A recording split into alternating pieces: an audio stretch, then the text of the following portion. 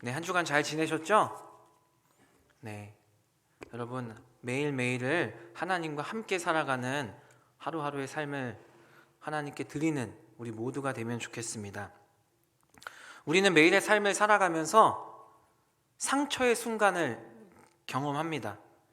그 상처들은 여러 가지 문제가 있는 모습으로 나타나는데 대표적인 것들이 분노와 중독, 우울증, 폭력, 자살 등입니다.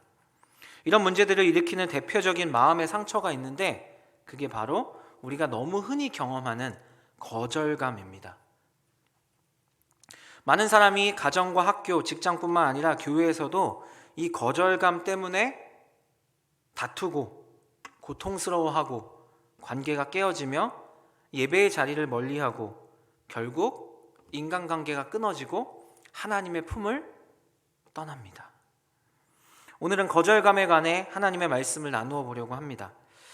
잠시 거절감을 연구한 전문가들이 말하는 이 거절감이 무엇인지, 그리고 이 거절감의 정의와 증상에 대해서 살펴보도록 하겠습니다. 이 전문가들의 내용은 관련 서적과 인터넷 자료를 제가 정리해서 만든 내용입니다. 사람들은 대체로 타인으로부터 자신이 의미 있는 사람이며 중요한 존재로 인정받고 싶어 합니다. 존중받고 싶어 한다는 거죠. 그런데 소중한 사람으로 인정받는 자신이 되기를 바라는 만큼, 자신이 원하는 만큼 그 필요가 채워지지 않게 되면, 그 채우고자 하는 욕구가 좌절되면 거절감을 경험하게 됩니다. 예를 들어서 부모가 자녀에게 상처를 주게 되면 자신이 가장 소중한 부모에게 버림받았다는 생각을 가지게 되고, 그럼 자신을 소중하지 않은 존재로 여기게 되며 그 자신이 소중하지 않다는 마음으로 타인들과 인간관계를 하게 되고, 타인이 조금만 자신의 생각과 다르게 반응해도 사람이 나를 버렸다, 세상이 자신을 버렸다고 생각하게 되는 것입니다. 이렇게 감정적인 면에서 절망적인 마음의 상태일 때 이것을 거절감이라고 말합니다. 거절감은 과거에 거절당했던 경험 때문에 생겨난 아픈 감정이 부적절하게 작용하는 마음의 흐름이라고 할 수 있습니다. 욕구를 지닌 존재들이 서로에게 원하기만 하고 채워줄 수 없을 때 이 결핍과 거절감의 이 증상을 경험하게 됩니다. 문제는 이런 거절감을 내 안에서 잘 다스리지 못하면 심각한 증상과 문제를 일으킬 수 있다는 것입니다. 거절감은 크게 두 가지 파괴적인 문제적 증상을 나타냅니다. 첫째가 자기 학대이고 둘째가 타인 학대입니다. 먼저 자기 학대를 살펴보겠습니다. 자기 학대는 이러한 증상으로 나타난다고 전문가들은 말합니다. 지속적인 슬픔, 자기 연민, 자기 증오, 자신에 대한 무관심, 즉 냉담, 불안정감, 자신의 무가치성을 신념으로 받아들이는 실패에 대한 두려움, 자신을 거절하는 수치감, 감정이 죽어가며 사라지는 낙심, 인생을 포기하게 하는 마지막 감정이라고 할 수 있는 가장 무서운 절망. 이러한 자기 학대의 여러 가지 증상들 때문에 대인기피, 우울증, 자해, 자살이라는 극단적이고 파괴적인 결정을 스스로 내리기도 합니다. 두 번째가 타인 학대인데 이 타인 학대를 살펴보겠습니다. 거절을 타인에 대한 공격적인 성향으로 반응하는 타인 학대도 다양한 증상으로 나타납니다. 이는 자신이 거절받을 만한 사람이 아니라는 것을 증명하기 위해서 자기 자신이 거절받을 것에 대해 미리 생각하고 타인에게 공격적으로 반응하는 그 반응을 말하는 것입니다. 타인을 학대하는 자들은 대체로 자만심이 있습니다. 개인적인 허영심과 자기 중심성을 반영하는 모습인데요. 이러한 사람들은 대개 외로운 시간을 보내거나 복잡한 궤변, 그것과 결합한 자기만의 생각, 자기만의 세상을 가지고 있습니다. 타인을 학대하는 공격적인 자들은 자신이 다른 사람들보다 우월하다는 것을 늘 보여주고 싶어 합니다. 우월감의 이면에는 사실 깊은 열등감과 불안정감이 자리 잡고 있다는 것을 알아야 합니다.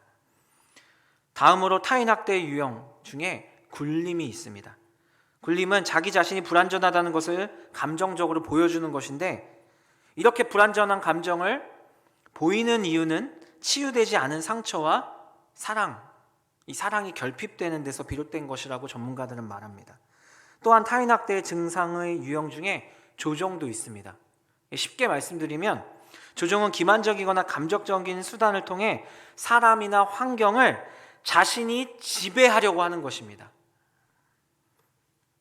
조종은 반항의 중요한 증상이며 그 영향력이 상당히 크고 다양합니다.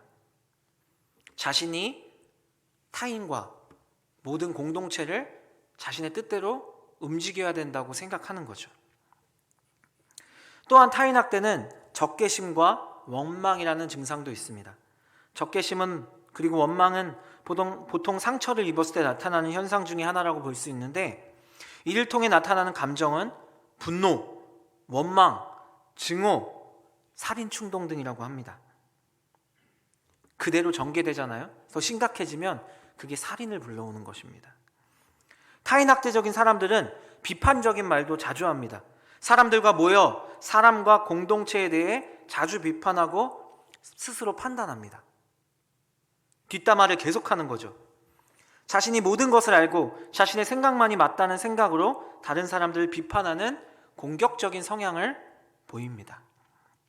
이런 사람들은 다른 사람들의 말을 들으려고 하지도 않고 자신의 비판이 잘못된 상황임이 밝혀져도 사과하지 않고 다른 이들에게 상처를 줍니다. 그러나 정작 자신이 비판받는 상황이 되면 견디지 못합니다. 마지막으로 지배욕과 소유욕입니다. 타인학대자가 지배하는 태도를 보이는 것은 자기가 주도권을 쥐고자 하는 시도라고 할 수 있습니다. 인간관계에서 끊임없이 자기가 이 사람을 소유해야 된다, 지배해야 된다라는 생각을 가지고 있는 거죠. 지배는 소유하고자 하는 마음이며, 이 소유욕은 상대방이 자기 자신을 위해 살도록 지배하는 것으로 타인의 인격을 모독하고 파괴하는 치명적인 무기가 됩니다. 이런 사람들은 어떤 인간관계나 공동체의 관계 안에서든지 모든 것이 자기 뜻대로 움직여야 한다고 생각하고 실제로 그렇게 행동합니다.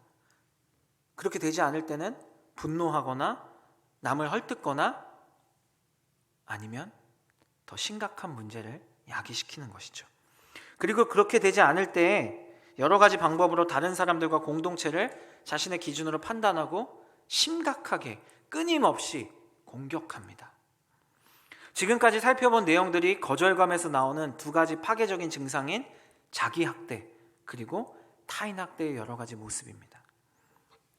오늘 우리가 읽은 사무엘하 17장 21에서 23절의 말씀도 거절감에 관한 이야기입니다.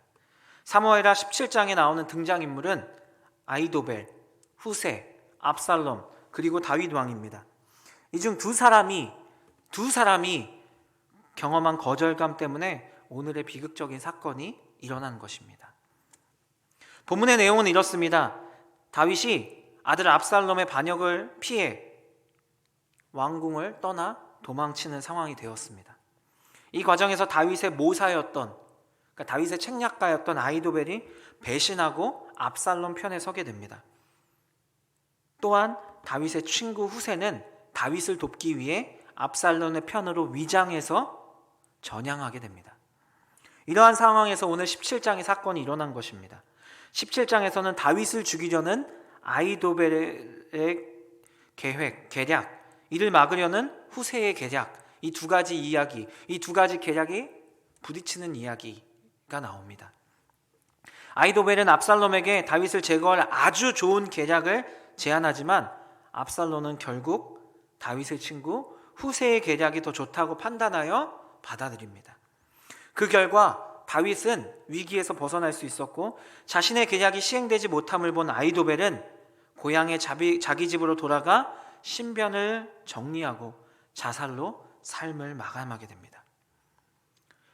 지금까지는 압살롬이 계속해서 아히도벨이 세운 계략을 좋게 여겨 받아들이고 시행했습니다. 하지만 이번에는 압살롬이 아히도벨이 아니라 후세의 계략을 받아들여 시행했습니다. 그 결과 후세는 다윗에게 이러한 정보를 사전에 알려주었고 다윗은 위험에서 벗어날 수 있었습니다. 여러분, 근데 한번 생각해 보시기 바랍니다. 아이도벨이 자신이 세운 계략이 받아들여지지 못하자 고향의 자기 집으로 돌아가 자살하게 됩니다. 여러분, 지금까지 계속 아이도벨이 세운 계략을 압살롬이 받아들였습니다. 한 번쯤 자기 의견이 받아들여지지 않을 수도 있는 것 아닙니까? 매번 자신의 의견이 받아들여졌다 하더라도 한 번쯤은 자신의 계략, 자신의 주장 말고 다른 사람의 계략이, 주장이 받아들여질 수도 있는 것이죠.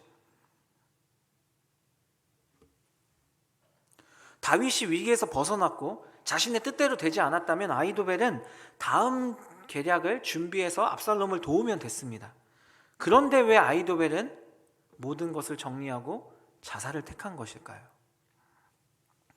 압살롬은 후세의 계략을 따라 이스라엘 전역에 전령을 보내 수일에 걸쳐 많은 군사를 모집했을 것이며 그날 밤으로 다윗을 추격하지 않았을 것입니다. 이러한 모습을 보면서 아이도벨은 자신의 계략이 채택되지 않은 데 대한 심한 불만을 품었으며 당대 최고의 책략가로서 자신의 계략이 무시됐다는 것에 대한 심각한 모멸감을 느낀 것입니다. 그뿐만 아니라 지혜가 뛰어난 아이도벨은 압살롬이 후세의 모략을 채택함으로 결국 압살롬의 반역이 실패로 끝나게 될 것이라는 것을 예측하게 된 거죠. 그리고 반란이 실패했을 때 다윗을 배신하고 반란에 적극적으로 가담했을 뿐 아니라 압살롬으로 하여금 다윗의 후궁들을 백주대낮에 모두가 보는 앞에서 범하게 한 그 계략을 낸 장본인이었던 자신이 처형당할 것은 너무나 당연한 일이었습니다. 그가 자살을 선택한 이유를 이런 복합적인 이유들로 생각해 볼 수 있지만 성경을 자세히 보면 그가 자살한 원인이 거절감 때문임을 알 수 있습니다. 여러분 23절을 보시기 바랍니다. 아이도벨이 자기 계략이 시행되지 못함을 보고 뭐라고 말하죠? 자기 계략이. 이 말씀을 통해 압살롬이 아이도벨이 세운 계략을 완전히 배척했다는 것을 알 수 있습니다.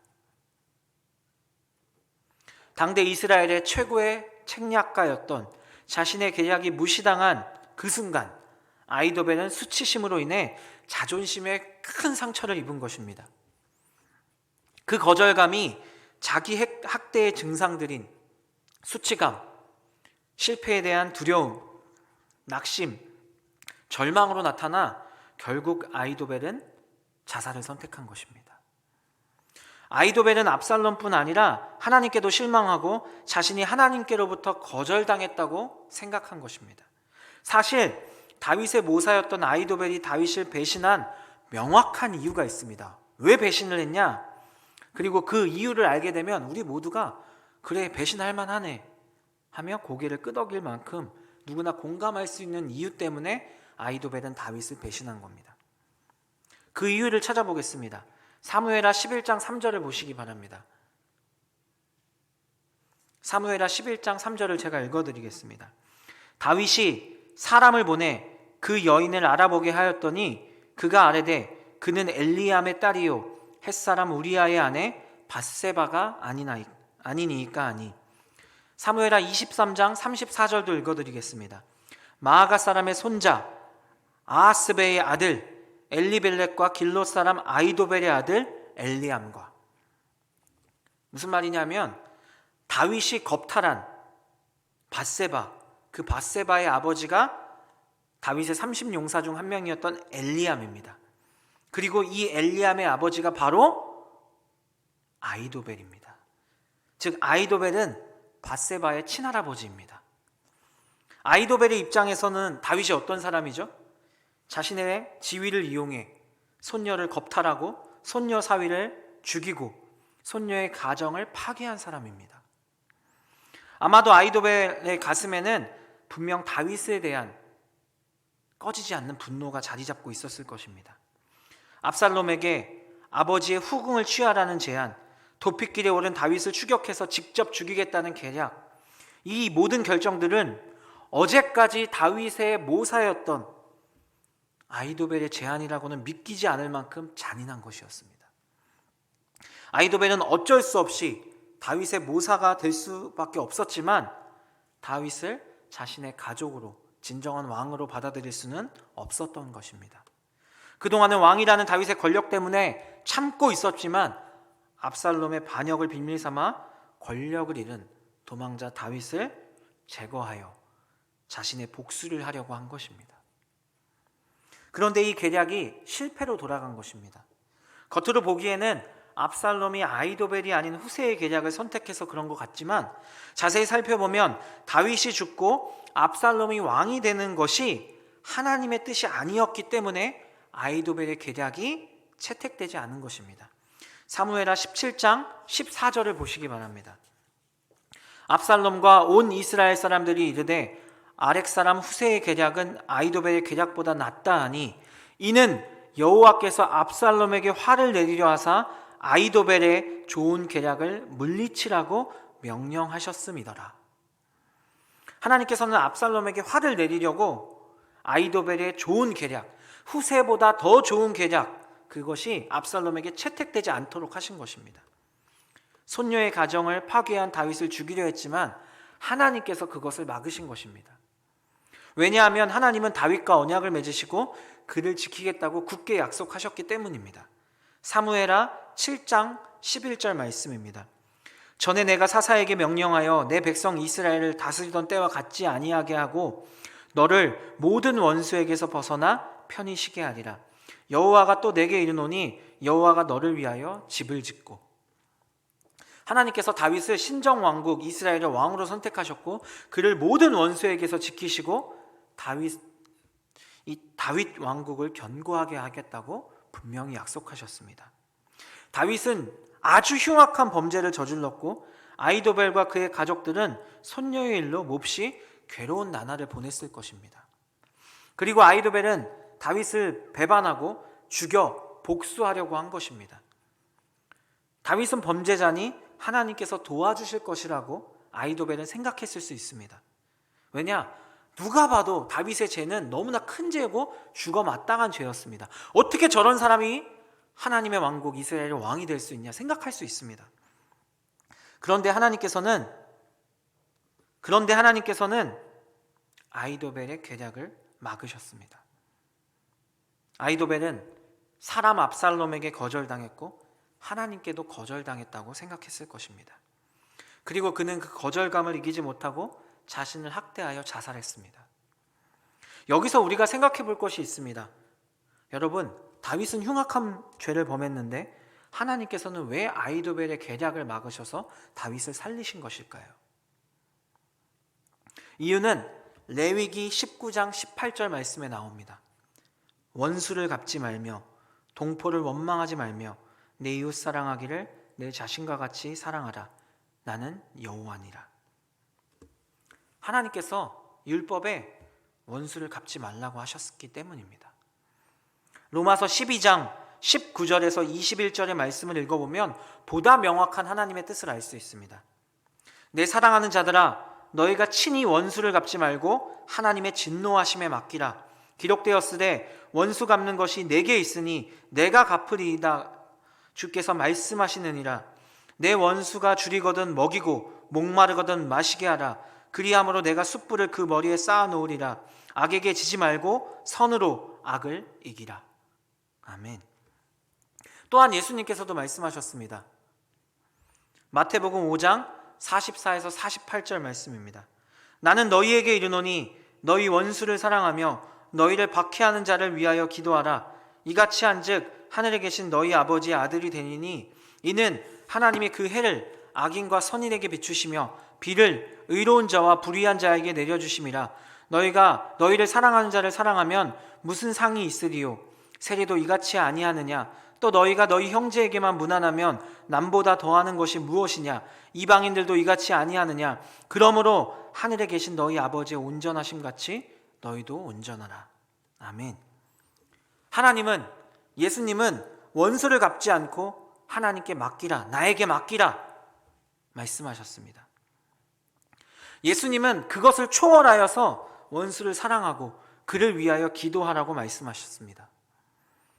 하나님의 자녀들은 다 그렇게 해야 한다고 힘주어 말씀하셨습니다. 내가 그렇게 하는 것처럼 너희도 그렇게 해야 된다고 말씀하셨습니다. 이게 진짜 어려운데요. 저도 저를 정말 쫓아다니며 괴롭게 하는 사람들이 있습니다. 매일 그들을 위해 축복 기도를 시작했습니다. 어느 순간부터 그들을 미워하고 저도 같이 욕하다가 이건 아니다. 하나님이 깨달음을 주셔서 그들을 위해 매일마다 새벽마다 저녁마다 축복 기도를 합니다. 그냥 기도도 아니고 축복 기도를. 그러니 하나님께서 그 모든 문제들을 해결해 주십니다. 그 사람들은 변하지 않지만 제 마음이 변합니다. 그 사람들을 아직 사랑하지 못하지만 미워하지 않게는 제 마음이 변했습니다. 아히도벨의 계략이 실패한 이유는 아히도벨이 스스로 원수 다윗을 죽여 원수 갚는 것이 하나님의 뜻이 아니었기 때문입니다. 이스라엘 백성들은 누구나 율법을 알고 외우고 있었기 때문에 원수를 스스로 갚지 말아야 하고 하나님께 맡겨야 함을 아히도벨도 알고 있었을 것입니다. 그런데도 아히도벨은 분노를 이기지 못하고 압살롬의 반역을 이용해 하나님의 율법을 어기고 다윗에게 원수를 갚으려고 한 것입니다. 하나님께서는 아히도벨을 거절하신 것이 아니라 율법을 어기는 아히도벨의 불순종을 막으신 것입니다. 아히도벨은 계략을 세우기 전에도 압살롬에 의해 자신의 계략이 거절되었을 때도 하나님께 기도해야 했습니다. 하나님께서 왜 자신의 복수를 막으시는지를 묻고 그 이유를 깨닫고 복수를 하나님의 율법에 따라 하나님께 맡겼어야 합니다. 하지만 아히도벨은 그러지 않았고 스스로 자신이 세운 복수의 계획이 실패하자 그 거절감을 이기지 못하고 자신을 학대하며 자살한 것입니다. 그럼 또 한 가지 의문점. 하나님은 다윗만 사랑하냐? 범죄한 다윗은 왜 살려두냐? 의문을 가질 수 있습니다. 하지만 다윗은 이미 죽음보다 더 큰 죄에 대한 심판의 벌을 하나님께 받고 있는 중입니다. 사무엘하 12장을 찾아서 7절과 14절을 보시기 바랍니다. 사무엘하 12장 7절에서 14절 말씀입니다. 제가 읽어드리겠습니다. 사무엘하 12장 7절에서 14절입니다. 나단이 다윗에게 이르되 당신이 그 사람이다. 이스라엘의 하나님 여호와께서 이같이 이르시기를 내가 너를 이스라엘 왕으로 기름 붓기 위하여 너를 사울의 손에서 구원하고 내 주인의 집을 내게 주고 내 주인의 아들들을 내 품에 두고 이스라엘과 유다 족속을 내게 맡겼느니라. 만일 그것이 부족하였을 것 같으면 내가 내게 이것저것을 더 주었으리라. 그러한데 어찌하여 내가 여호와의 말씀을 업신여기고 나 보기에 악을 행하였느냐. 내가 칼로 햇사람 우리아를 치되 암몬 족속의 칼로 죽이고 그의 아내를 빼앗아 내 아내로 삼았도다. 이제 내가 나를 업신여기고 햇사람 우리아의 아내를 빼앗아 내 아내로 삼았은즉 잘 들으시기 바랍니다. 칼이 내 집에서 영원토록 떠나지 아니하리라 하셨고 여호와께서 또 이와 같이 이르시기를 보라 내가 너와 내 집에 재앙을 일으키고 내가 내 눈앞에서 내 아내를 빼앗아 내 이웃들에게 주리니 그 사람들이 내 아내들과 더불어 백주에 동침하리라. 너는 은밀히 행하였으나 나는 온 이스라엘 앞에서 백주에 이 일을 행하리라 하셨나이다 하니 다윗이 나단에게 이르되 내가 여호와께 죄를 범하였노라 하매 나단이 다윗에게 말하되 여호와께서도 당신의 죄를 사하셨나니 당신이 죽지 아니하려니와 이 일로 말미암아 여호와의 원수가 크게 비방할 거리를 얻게 하였으니 당신이 낳은 아이가 반드시 죽으리이다 하고 다윗은 죄를 범함으로 나단 선지자에게 하나님의 심판의 메시지를 듣게 됩니다. 하나님께서는 다윗의 집에 재앙을 내려 칼이 영원히 다윗의 집을 떠나지 않게 되었고 다윗의 아내들은 다른 사람이 빼앗아 모두가 보는 앞에서 겁탈당하고 다윗이 밧세바를 통해 낳은 첫째 아이가 죽게 되었습니다. 실제로 이 심판 예언은 이루어져서 사무엘하 13장에서 어떻게 되죠? 다윗의 범죄를 보고 자란 맏아들 암논이 이복 동생인 다말을 겁탈한 후에 다말의 친오빠 압살롬에게 살해당하는 일이 벌어집니다. 이 일로 암논은 죽고 다말은 큰 상처를 받았고 압살롬은 하나님께 복수를 맡기지 않고 자기가 심판자가 되어 복수함으로 살인자가 되어 외가로 도망하게 됩니다. 이 일을 계기로 오늘 사건의 내용인 압살롬의 반역이 일어나게 된 것입니다. 그리고 반역한 압살롬은 자신의 아버지의 후궁들과 백주 대낮에 모두가 보는 앞에서 동침합니다. 다윗은 하나님께서 무조건 사랑하신 게 아니라 다윗의 그 죄를 하나님께서 분명히 심판하고 계심을 성경은 말하고 있습니다. 제가 오늘 등장인물 중 2명의 거절감 때문에 오늘의 비극적인 사건이 일어났다고 말씀드렸죠. 한 명이 아히도벨이고 다른 한 명이 압살롬입니다. 압살롬은 자신의 여동생이 이복형인 암놈에게 겁탈당함을 알고 크게 분노하였고 아버지 다윗이 이 암놈을 벌할 것을 기다리고 있었습니다. 하지만 다윗은 하나님께 암논의 죄에 대한 징계를 묻지 않고 이 암논의 죄가 자신의 죄랑 겹치는, 이 비슷하게 겹치는 것을 보고 자신과 왕가의 이미지, 왕궁의 이미지를 생각해 암논의 죄를 눈 감아주고 방치하게 됩니다. 아무리 기다려도 암논에 대한 다윗의 징계가 내려지지 않게 되자 압살롬은 스스로 계략을 세워서 암논을 살해합니다. 형을 죽입니다. 그리고 외가로 도망칩니다. 3년 후 다윗은 압살롬을 이스라엘로 돌아오게 하지만 그를 다시 만나주진 않습니다.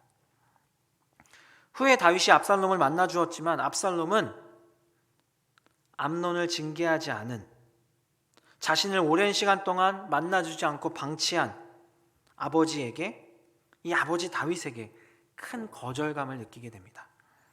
거절감이 타인에 대한 학대로 나타난 아히도벨과는 다르게 자신에 대한 학대로 나타난 아히도벨과는 다르게 압살롬은 이 거절감이 타인에 대한 학대로 나타났습니다.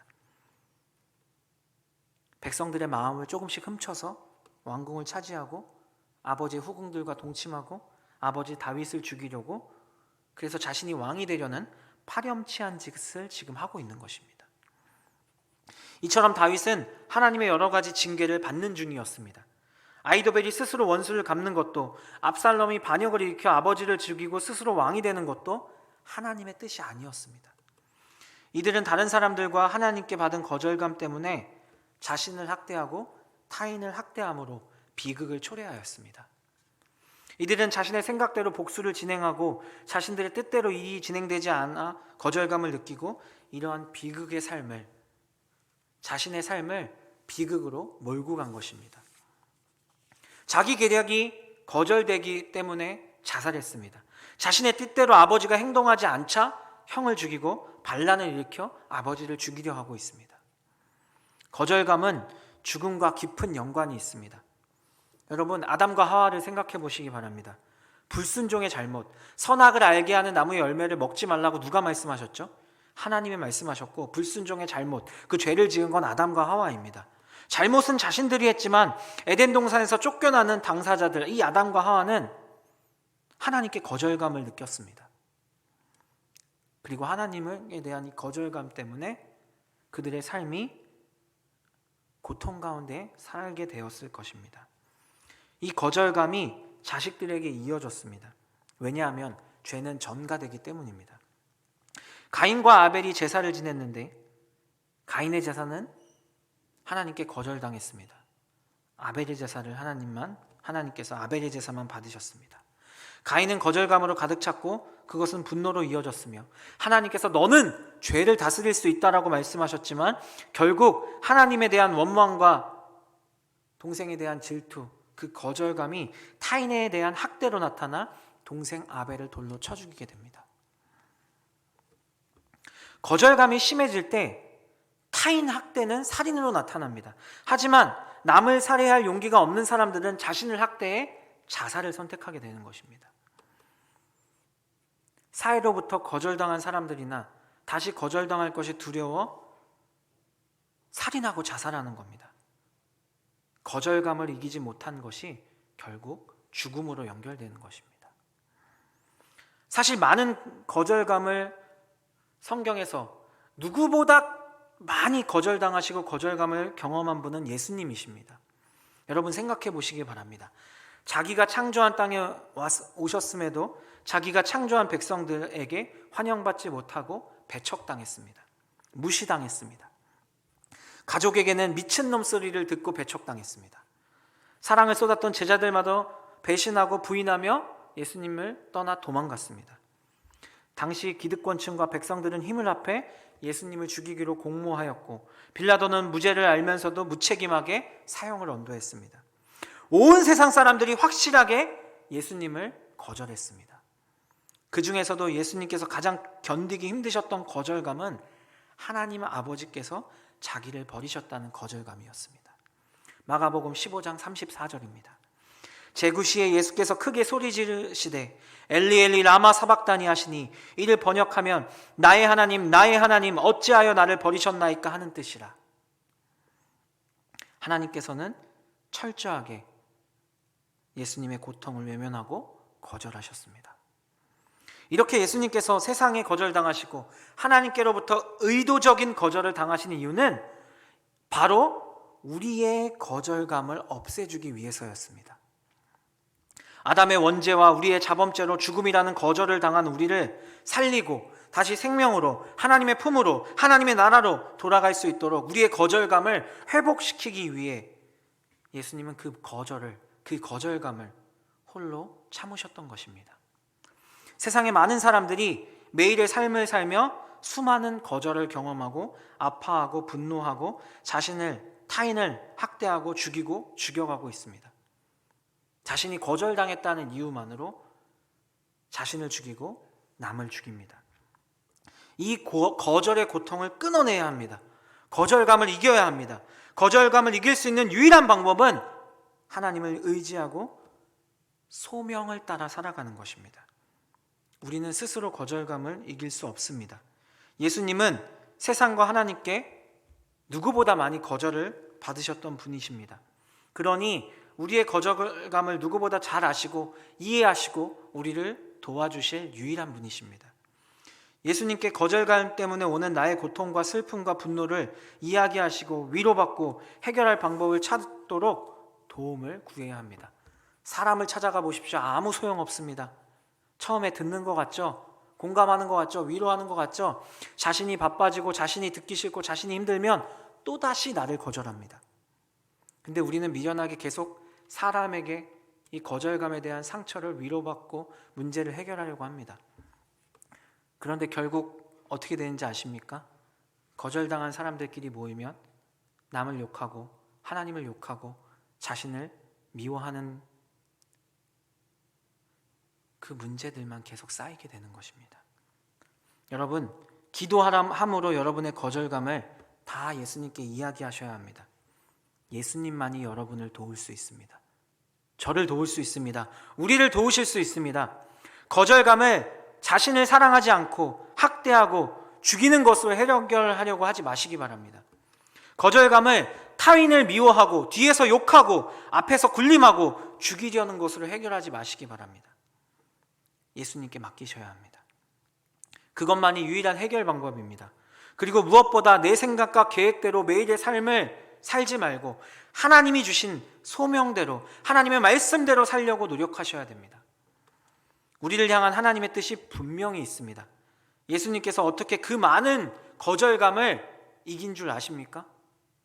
우리를 살리려는 하나님의 구원 계획이려는 예수님의 소명, 이 땅에 오신 이유가 분명히 예수님께 있었고 그 마음에 있었기 때문입니다. 그 소명이 무엇보다 중요했기 때문입니다.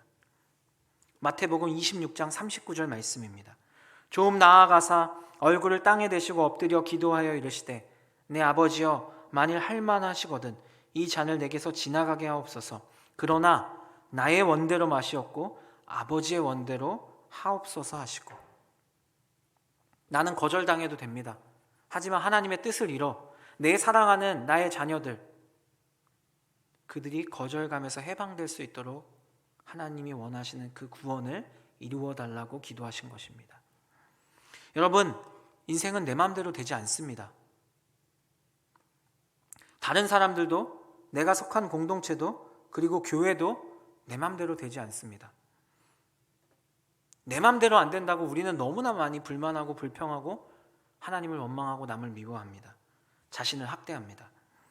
내 생각, 내가 세운 계획대로 안 된다고 우리는 거절감을 느끼고 너무나도 쉽게 자신을 학대하고 타인과 교회와 하나님을 오늘도 비난하고 원망합니다. 자신을 향한 학대를 그치시기 바랍니다. 다른 사람들과 공동체, 특별히 교회와 하나님에 대한 비난과 학대를 멈추시기 바랍니다. 여러분, 내 생각이 다 맞지 않습니다. 내가 세운 계획이 하나님의 뜻과 다를 수 있습니다. 하나님께서 내 인생과 다른 사람들의 인생, 공동체와 교회를 향한 분명한 계획을 가지고 계심을 여러분 아셔야 합니다. 내 눈에 잘 되는 것 같아도, 내 눈에 잘못되는 것 같아도 잘 되고 잘못되는 그 모든 상황에 하나님께서 계획을 가지고 역사하고 계십니다. 우리는 그저 자신과 타인을 향한 학대를 멈추고 내가 먼저 늘 하나님의 뜻이 무엇인지 바르게 분별하기 위해, 실천하기 위해 기도와 말씀의 자리로 나아가고 다른 사람들, 특히 내가 싫어하는 사람, 나를 힘들게 하는 원수, 나에게 상처 준 사람, 그리고 세상과 가정과 직장과 학교와 교회, 즉 내가 속한 공동체가 하나님의 뜻대로 움직이는 공동체가 되도록 기도만 하면 됩니다. 제발 저에게 스스로 부탁하는 것이고 여러분에게 부탁하고 우리 공동체에 부탁하는 겁니다. 제발 사랑하지 않고 기도하지 않고 자신과 남과 우리 교회 공동체를 비난하지 마시고 미워하지 마시기 바랍니다. 지금 거절감으로 자신을 학대하는 자리, 타인을 학대하는 자리에 있다면 여러분 그 자리를 박차고 일어나 나가시기 바랍니다. 그리고 거절감으로 인해 하나님과 멀어져 있다면 이제 그 자리를 빠르게 나오셔서 하나님의 품으로 돌아오시기 바랍니다. 다시는 나를 미워하고 남을 미워하는 그 사탄의 자리에 머물지 마시기 바랍니다. 왜 그 학대의 자리에, 사탄의 자리에 미연이 계속 머물러서 그것 때문에 힘들고 아파하고 고통당하고 계십니까? 박차고 나오세요. 의도적으로 그 모임, 그 자리에 참여하지 말고 피하세요. 하나님께서 여러분이 경험하고 있는 거절의 고통을 위로하시고 지키시고 그 거절감을 소명으로 바꿔주실 것입니다. 여러분, 내 뜻대로 살려고 몸부림치며 고통스러워하지 말고 내 뜻대로 사랑과 공동체를 움직이려 하지 말고 하나님의 뜻과 돌보심 그리고 사랑에 매일 나의 삶을 다른 사람과 공동체를 맡기시기 바랍니다. 그럼 편하고 아주 많이 행복합니다. 하나님께서 열심히 지금도 나와 내 옆에 사람과 우리 공동체를 위해 일하고 계십니다. 저부터 노력하겠습니다. 자신을 미워하지 말고 남을 미워하지 말고 학대하지 말고 공동체를 비판하지 말고 사랑하는 자리에 머물도록 노력하겠습니다. 제 입술에 파수꾼을 세우고 우리의 입술에 파수꾼을 세워 사랑하지 않은 말들을 그치기 위해 노력하겠습니다. 그리고 하나님께 나의 삶과 우리의 삶과 우리 공동체의 삶, 특별히 내가 미워하는 사람들의 삶을 축복하며 기도하는 자리에 더 열심히 참여하겠습니다.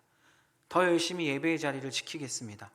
그러면 하나님께서 나의 인생, 내 주변의 이웃의 인생, 우리 공동체의 인생을 책임지십니다.